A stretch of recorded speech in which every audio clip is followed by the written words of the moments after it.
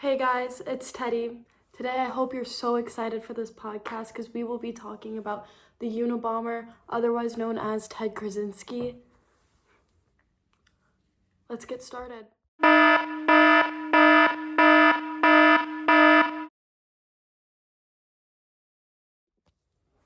Krasinski's full name is Theodore John Kaczynski. He was born in Chicago on May 22nd, 1942. He has two parents, his mother, Wanda Krasinski, and his father, who he is named after, Theodore John Kaczynski. He was 12 when his brother David was born, and from a very young age, Ted was known to be a very smart boy.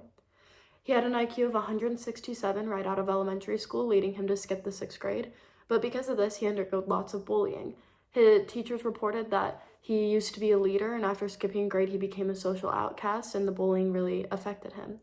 Later in high school, he continued to excel academically, but he took a special interest into mathematics.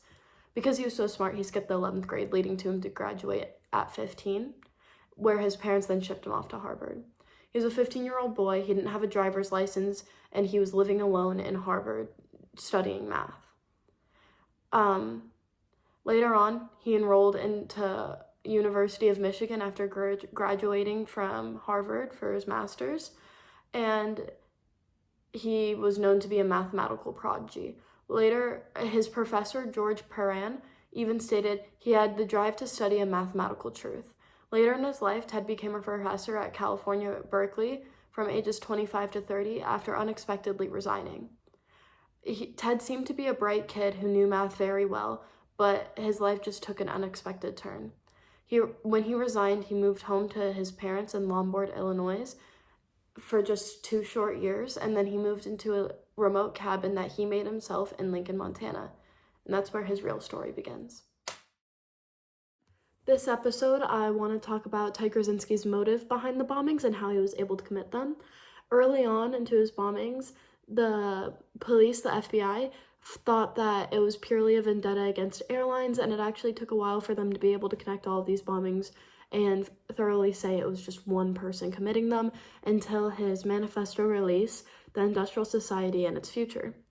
It detailed the reasonings behind these bombings. He claimed that people had been advanced in modern technology and it led to a complete destruction of natural environment. Ted thought that the Industrial Revolution harmed the human race into a socio-political order, meaning that because of extreme amounts of industrialization, it led to extreme amounts of antisocial attitude and a lack of conscience. He believes that this system completely suppressed individualization. The manifesto criticized both big governments, big businesses, and held scientists responsible for being reckless in the pursuit of power through large technological advancements. Overall, Ted just didn't like technological advancements, and he took an extreme pro-nature stance.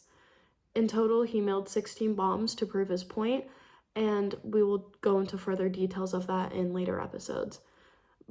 But for now, let's talk about how he was able to do this. Ted was extremely smart, even from a young age, and he knew how to not get caught by the police.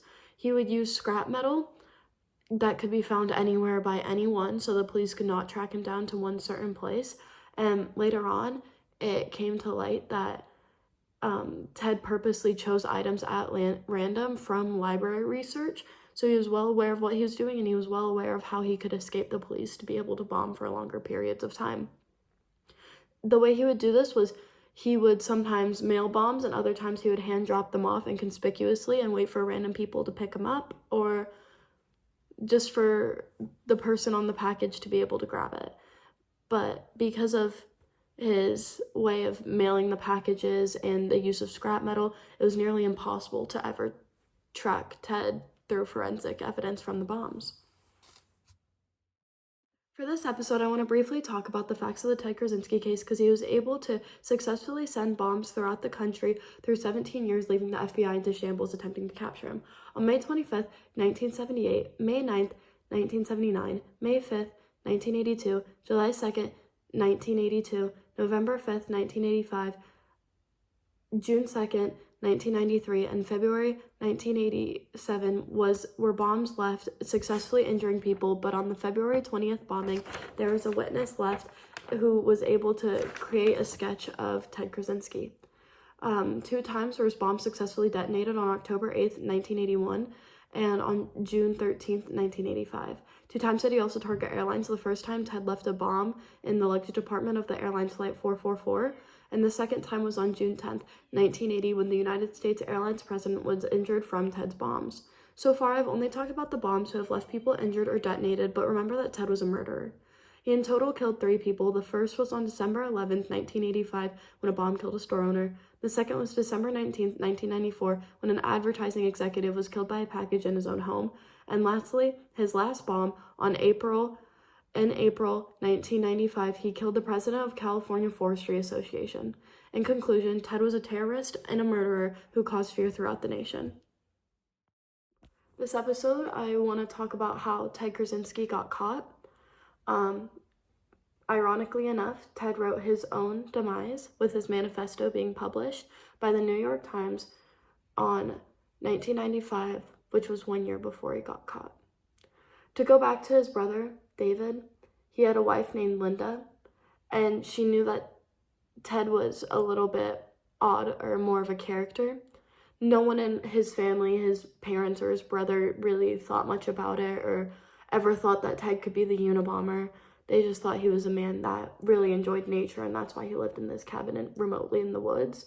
But Linda began to recognize his ideas and writing in his manifestos, which were sent to her husband, Ted's brother David, and were able to connect it to Ted. It took much convincing, but finally she was able to convince her husband to turn in Ted to the FBI along with the letters as proof. With this, the FBI was able to put a face to the name of the Unabomber. Kaczynski was arrested in 1996 and pleaded guilty at his trial in 1999, where he was then given a life sentence in the prison of Colorado. Believe it or not, Ted does have a lasting legacy for all of the horrible acts that he had committed. His manifesto had a lasting impact on many, for the ideology of extreme industrialization can harm a society in a negative sense, and that when we put ourselves so deeply into technology, we lose a part of who we are and we lose individualization. Because of this, it had a huge act on pop culture. Many movies were made about him, and there are people that really agree with his ideology. In some cases, possibly the idea that technology mindlessly takes over people's lives is up for debate, in my opinion. I think individuality is still really at midst, but at the end of the day, Ted Kaczynski was a terrorist, and no matter how honorable some people may view his views, he killed 3 people and injured 24, and Ted Kaczynski was a murderer. In conclusion, Theodore John Kaczynski is obviously not a good person. I know it sounds odd for me to say that, but there are people who do believe in his ideologies, but obviously the way that he went about showing his views is awful and extremely sad, and my heart goes out to those who were injured and the families who lost a dear member of their lives because Ted felt like he had a noble cause in which he didn't. Without Linda Kaczynski and her convincing her husband, David, to be able to turn his own brother in, who knows what would be happening now with the Unabomber. And once again, my heart goes out to the families. Thank you so much for listening. Are you tired of overpriced stamps? Well, so am I. We need to rise up and lower these shipping prices. Mail shouldn't be so expensive, and stamps should be much cheaper.